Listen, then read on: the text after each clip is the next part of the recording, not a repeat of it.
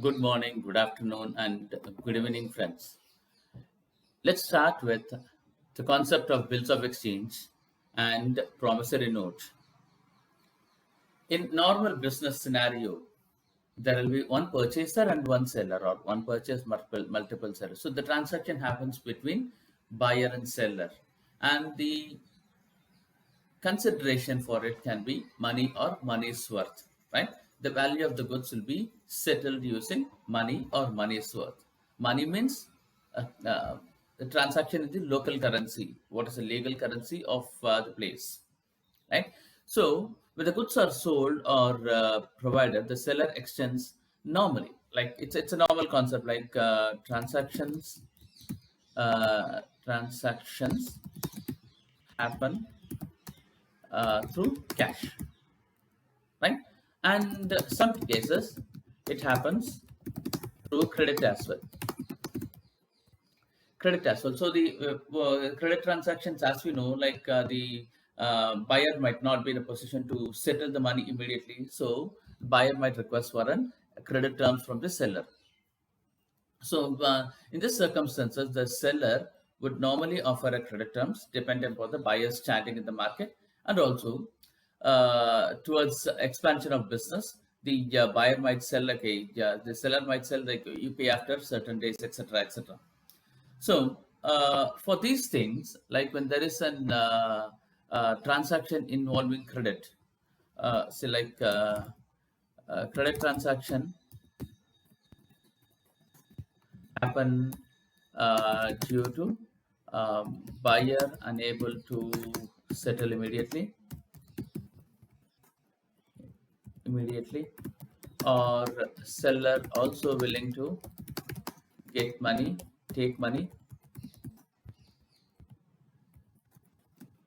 at a uh, later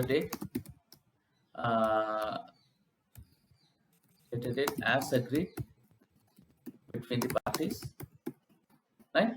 Uh, so, in normal circumstances, when there is a transaction that is happening on a credit basis between the seller and the buyer, there is always a possibility that the promises could not be met by the could not be met by the buyer. So the concept of commercial practice of getting a written promise started coming in. So written promise should be towards the valuable to be for, right. Written promise cannot be in general. So the written promise has to be made in a proper form. So to overcome the challenges of promises not being met, written promises started coming in. So the written promises is like one person will give, the buyer will give it in writing to the seller as the amount of money that is due to be paid on a certain date, right? So the concept of bills of exchange is nothing but there should be a certain promise to pay a certain sum of money at an agreed date, with or without interest, and the payment to be made to the person holding the instrument, to the on whose name the endorsement is there in the instrument. If there is no endorsement, it can be paid to the bearer.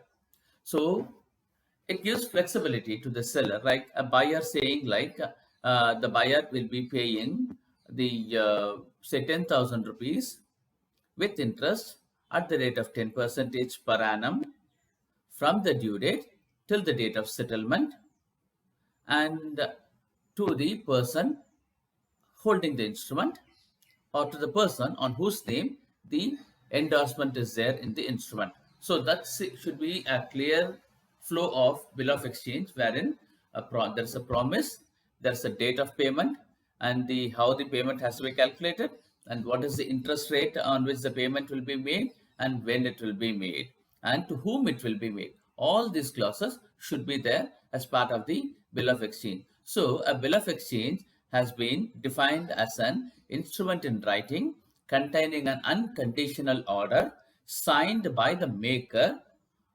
directing certain person to pay certain sum of money only to or to the order of a certain person or to the bearer of the instrument. When such an order is accepted in writing, on the face of the order itself, it becomes a valid bills of exchange. Suppose A orders to pay B 50,000 for 3 months after due date, and B accepts this offer by signing the same, then it will be an bill of exchange. So the order should be, it should be. So let's say that what are all the characteristics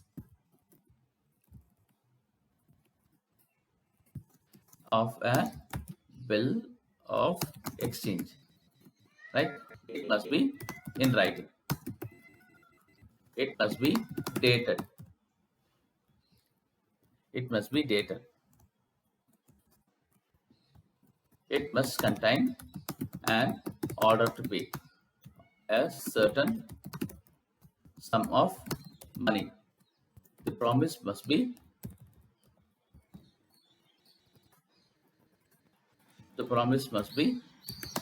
unconditional. Right? The money payable. The money must be payable to a definite person, or to his order, or to the bearer, or to the bearer of the instrument. And the instrument must be accepted by the party to whom the order is made, and it should be properly stamped. An instrument which is not stamped will not be considered as an proper bill of exchange, and payment must be in the legal currency of the country. So these are some of the characters of the bills of exchange. The party which makes, okay, there are three parties. There are three parties to a bill of exchange: drawee,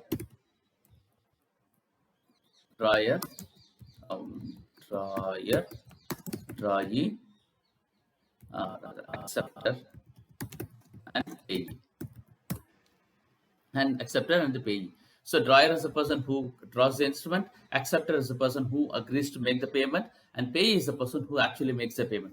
So the drawer and payee can be one and the same, might be one and the same, or it can change, because a bill of exchange can be transferable from one person to another person by a mere endorsement.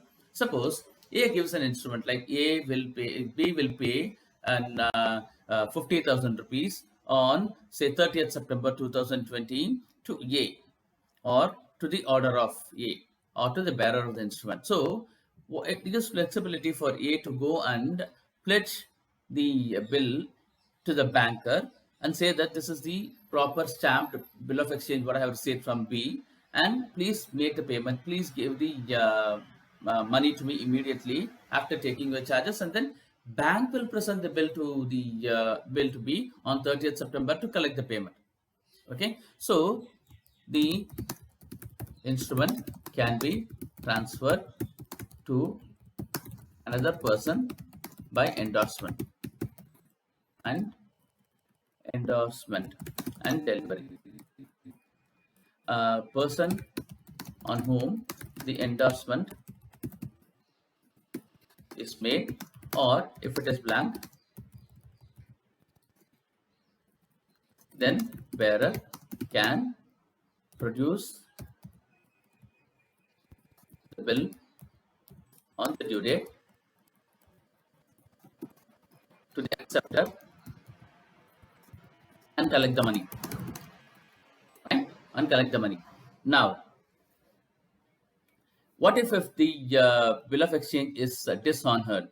So if the bill of exchange is dishonored by the acceptor, then the liability falls back on the person who created the instrument, which is A in this case. But we'll discuss about that later as we go into the journal entries of it. So, and there are certain bills called foreign bill of exchange. What is the difference between a local bill of exchange and an inland bill of exchange and a foreign bill of exchange? Foreign bill of exchange is nothing but which is drawn outside, and there are four categories of bill of exchange which can be categorized as foreign, and a bill drawn in India,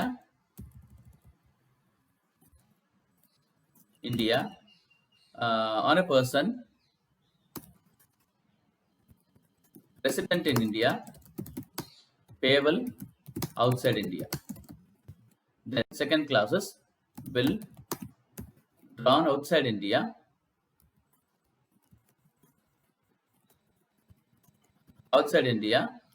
uh, person resident in India, on a person resident in India. The third category is bill drawn outside India, payable in India. Bill drawn outside India, payable outside India. So these are all the four characteristics of a foreign bill of exchange. Then now comes promissory note. Hope this is clear so far, right? Just in case you have any doubts, please come back to me at babupriya@rediffmail.com. Now let's go into promissory note. What is a promissory note? I probably would like this topic to go into the next class. So I just want the students to come back and refer or memorize what's the bill of exchange. It's very simple to understand. But once we have the conceptual understanding of bill of exchange, then it will be more easier to go into the practical accounting scenarios, right? So please go through this topic. It's just a couple of pages in the book. So just go through this and then come back to me if you have any doubts or clarifications at babupriya@rediffmail.com, and I'll or you can put your comments onto the video as well, and I'll try to solve it. Thank you, friends, and have a great and wonderful day.